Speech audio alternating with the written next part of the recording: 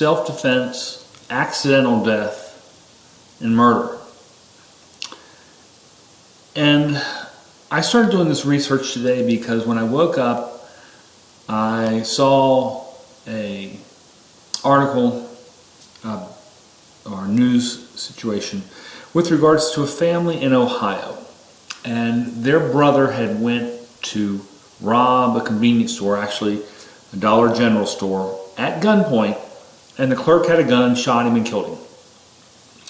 And the family was claiming, well, our brother was partially at fault, but why did the clerk have a gun? He shouldn't be killing our brother. It was just robbery. Give him the money, call the police.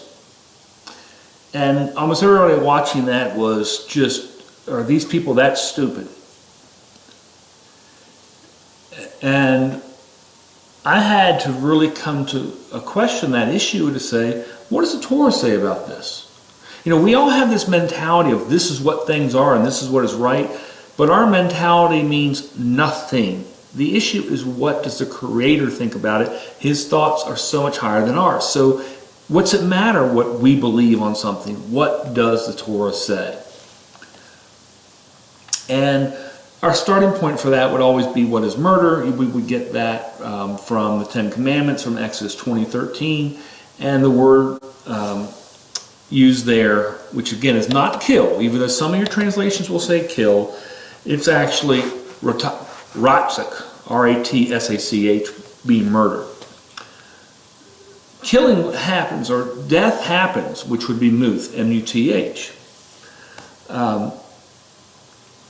And we get a lot more flavor for this in some other translations, or some other chapters of the Torah.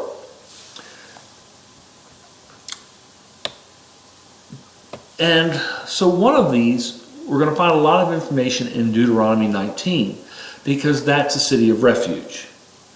Now there's another chapter, actually there's a couple that deal with it, and then again we have the same thing repeated in Joshua 20. So in Deuteronomy 19, starting in verse 4, this is the rule concerning anyone who kills a person and flees there for safety. Anyone who kills a neighbor unintentionally, without malice aforethought. Now those are two factors. Unintentionally and without, what they say malice aforethought, we have is laying in wait. And then in Deuteronomy 19, they give you an example of this. For instance, a man may go into a forest with his neighbor to cut wood, and he swings his axe to cut down a tree, and the head of the axe falls off and hits the neighbor and kills him. That man may flee to one of these cities of refuge. 6. Otherwise, the avenger of blood might pursue him in a rage, overtake him if the distance is great, and kill him, even though he's not deserving of death, since he did it to his neighbor without laying in wait, without malice aforethought. That is why I have commanded for you to set aside for yourself these cities. 3 cities. And we get a little bit more flavor of this, and I'm going to use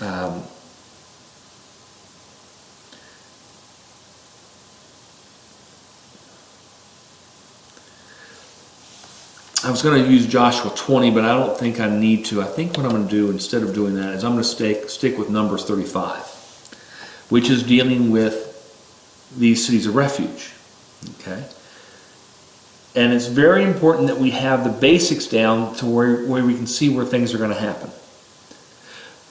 So, what happens if, now again, in Numbers 35, we're talking about the 6 towns because there's 3 on the east, 3 on the west. That's verse 15. Now again, a murderer is to be put to death. But if it's an accident, then the person has to flee to the city of refuge. Okay? And so it uses some examples of, I threw a rock and it hit somebody, but I still like the other one, and I'm going to use my own example here in just a moment, which I think may even help people out as well.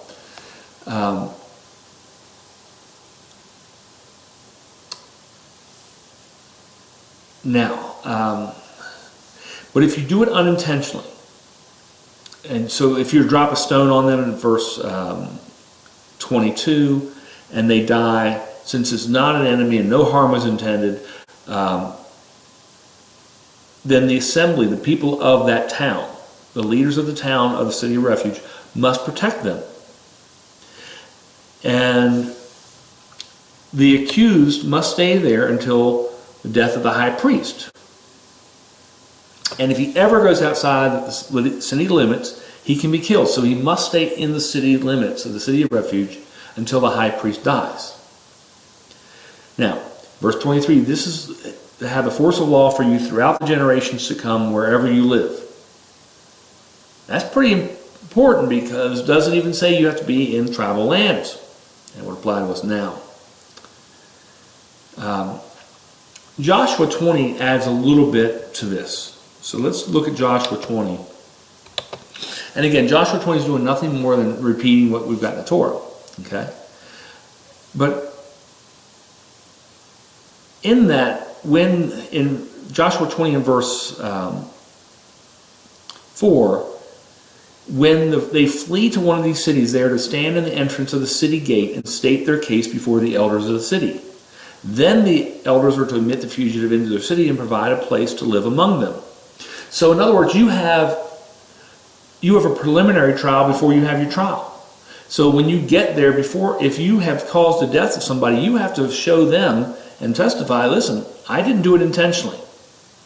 There was no intent. And they'll say, okay, you've made a statement, there's not with intent, you come inside, and then we're going to have a trial. And after the trial, if it's determined that you didn't have intent, okay, then it was, there's a death that occurred, but you have to stay here until the death of the high priest. And then you can go back home. So let's use the example that I think, because again, we've used the one the one from the Torah is they're in the woods and the axe head falls off. And one of the things that would be a factor for me if I'm looking at this case is, did the person know that the axe head was loose? Because then it starts getting to factors of negligence. Okay? But if we look at it from our modern standpoint, we don't deal with accidents. Accidental death just is an accident. We can call it an act of God. We don't even try somebody for something like that. So let's assume for a moment that I'm driving down the road with my wife in the car, and a deer or a goat or sheep runs out in front of the road, and the road is a little bit icy, and as I'm trying to avoid hitting the animal, I lose control, and the car slams into a tree, and my wife dies. Now, I'm heartbroken because this is a person that I truly love, because it'd be my wife. Or let's assume it's your child. You're heartbroken. It's your child has died. You are heartbroken. It doesn't change anything. You did not have intent, but you have to go to the city of refuge because a death has occurred. Now, in our society, we would say, oh, no big deal. Man, we're sorry for your loss. The road was that condition. That's the fault of the road. Or, they even place the blame on God or the Creator for having an icy road. It doesn't matter. The issue is a death has occurred and you have to go to the city of refuge. And because when we go back to the land, let's be very clear about this, you will remain in the city of refuge until you die. You will not come out. Why? Because the only way you're allowed to go home is when the high priest dies. Who's the high priest when we go back? It's going to be the Messiah. Is the Messiah going to die? No. Which means you will. So you don't go back to your land. If a death occurs, an accidental death, even one that you are just devastated from, you didn't have any intent whatsoever, you're going to be spending the rest of your life in the city of refuge. And, you're given land as we go back, but you're not given land in the city of refuge. They got to put you up, but that doesn't mean they don't charge you rent. It doesn't say anything here about them charging you rent. So you may be paying rent the rest of your life. Your job may be limited. In fact, you're going to probably lose your job because you'll never be able to leave the city of refuge. If you go outside the city of refuge, you can die. Even if there's nobody there who would ever think about killing you. Because let's assume, again, if it's your wife, you're the one who would be wanting to avenge the blood against yourself. If it's your child, you'd be the one wanting to avenge blood against yourself. These things are horrible situations, but it doesn't change the fact. And Torah takes control. So we abide Torah and not this man-made morality that we have grown up in, where they've told us what morality is, and they couldn't find morality if they, whatever. Let's just leave it at that. They couldn't find morality. Because to find morality, they have to go to the Torah, and that's the one thing they refuse to do. So how are they going to find it? When they look anywhere other than the place where it's located. So again, it's an interesting thing. As I started this, I'm thinking, man, these brothers and sisters are crazy. Their brother was trying to rob somebody at gunpoint and died. And I look at it saying, wow, a death still occurred. And death is a very big factor.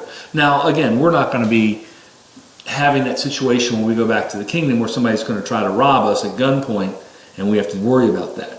Okay, that's not going to be happening. The accidents, the accidents will occur. It just will. And, the longer that you live, the more likely you're going to have one of these accidents. Kind of changes how I may approach certain things. Just so that, because I don't want to be into a city of refuge the rest of my life. Maybe it's best that I don't drive so much. It's these things again, when you have the Torah, it should be changing your actions. And, again, it's an interesting thing. I'll leave it at that.